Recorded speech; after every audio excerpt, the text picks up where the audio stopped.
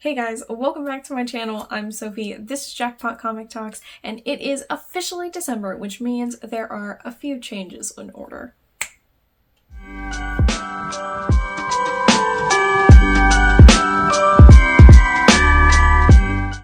For me, and maybe you as well, these changes include tossing all my old jack-o'-lanterns into my forest, switching out all of my awesome black skulls for tiny green glass Christmas trees, as well as my silver glitter pumpkins for iridescent Christmas trees.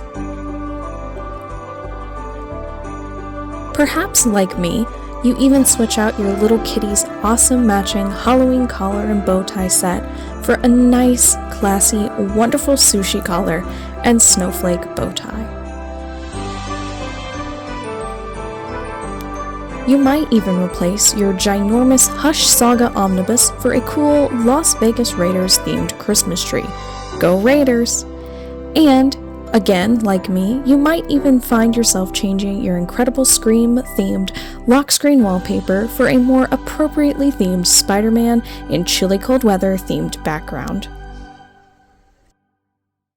Oh, and I almost forgot. That's better. So, like I said at the beginning of the video, December brings about a lot of changes, but that's not the only thing it brings. It also is the season of want lists and wish lists. So, I am going to be showing you guys my wish list for next year actually, but if I got any of these for Christmas, that wouldn't be such a bad thing either. But like I said, I have an entire little presentation for you guys, so let's switch over to that. So let's get started with my little title slide here. We are going to be going over my list of amazing Spider-Man comics that I would like to get in 2024. So let's get started. So first, let's go through the categories of this list. First, we've got the haha group. This is a group of books I knew I won't get, but still wanted to include on the list because, hey, you know, it's fun to dream, right? And the reason for the title is if you ask someone for these books, they would just start laughing at you. So that's why they are in the ha-ha category. Next, we've got Grail books, slightly more attainable than the ha-ha books, but still a long shot, really. Then we have Once, which are books I need to save up for, but that I could definitely get. And then the need category is books I already have saved up the money for and just need to find the right copy for the right price at the right time. So first, we're starting off with Amazing Spider-Man issue 14, which, if you don't know, is the first appearance of the Green Goblin. Green Goblin is my favorite Spider-Man villain, so having his first appearance would be crazy awesome. Now, I will be telling you guys the key collector estimated fair market value price of these books. I'm not 100% sure exactly how accurate they are. I know that sometimes they can be quite a bit higher or extremely low, but I still think it would be fun to give you kind of an estimate of what the prices could be. So a low copy, which they put at a 2.0, would be $800, mid around a 6.0 would be $2,000, and high at a 9.2 would be $8,000. Our next haha book is, of course, Amazing Spider-Man #1, because why not? I know it won't happen. I won't be getting it this year, but that's okay, because really, who owns this book? But Key Collector puts the fair market value at $4.5K for a low grade, $14.5K for a mid grade, and yikes, $82,000 for a high grade copy. So next we're moving into the Grail books, and we'll start with Amazing Spider-Man #15. Now, this does hold a lot of key significance. It's the first appearance of Kraven the Hunter and second appearance of the Chameleon, but the reason I really want it, well, it's the first mention of Mary Jane Watson, so of course I have to have it in my collection.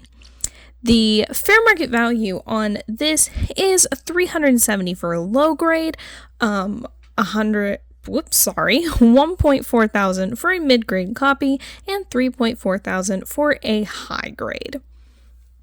Now our next book is also a big one. It's Amazing Spider-Man issue 50. Now this is Kingpin's or Wilson Fisk's first appearance and also features the iconic panel of Peter walking away from a trash can that holds the Spider-Man suit, as well as featuring an incredibly iconic cover that nearly everyone can recognize. Prices on this key are estimated at $280 for a low copy, $950 for a mid copy, and a $3.7 thousand estimated price for a nice high grade copy. Now, my first want book is Amazing Spider-Man 40, and its key significance is it's the origin of the Green Goblin, so a pretty awesome book. Fair market value for this book is a whopping $70 for a low grade, $190 for a mid grade, and a high grade will run you about $700. Next up, we've got this great book, Amazing Spider-Man 31. It's got a nice cover and is the first appearance of Harry Osborn, one of my favorite characters, as well as Gwen Stacy, one of my least favorite Spider-Man characters. It's also the first appearance of Miles Warren, who later becomes the Jackal, and the first time Doc Ock is referred to as the Master Planner. Prices are around $150 on the low end, $650 for mid, and $1.9 thousand for a nice high-grade copy of this book. So now we've reached the needs section. Now, first up, we have Amazing Spider-Man 194. I've mentioned this a few times on the channel already. It's the first appearance of Black Cat, probably the highest book on my want list right now. And unlike some first appearances, Mary Jane, this cover is awesome and features the character who has the first appearance, Black Cat. Fair market value is currently $65 on the low side, $180 for a mid-grade copy, and $650 for a beautiful high-grade copy of Amazing Spider-Man 194. Lastly on my list, we have Amazing Spider-Man 43. Now, this is the third appearance and origin of the Rhino, but most importantly, it is the second appearance of Mary Jane, and it's Peter and Mary Jane's first date. Prices are $15 for a low copy, $45 for a mid copy, and $235 for a high grade copy, though in my experience, and as I've been looking for this copy, I've noticed that they tend to run much higher than that, so I think Kate Collector might be estimating kind of low on that, unless, of course, they very recently changed, because it has been maybe about a month before I've really searched for a copy of this book. But this brings us to our very last slide. So guys, thanks for watching my presentation on my Amazing Spider-Man comic wish list. And that, guys, was my Amazing Spider-Man comic book wish list for next year. It was pretty much all the videos, so that wraps it up. Thank you guys for watching. Remember to like, comment, share, and subscribe. Let me know in the comments below, did you like the format of the video? Was it fun or interesting, or was it boring not having someone on camera? Let me know so I know what to do for next time. I want to do a list. But thank you guys for watching again.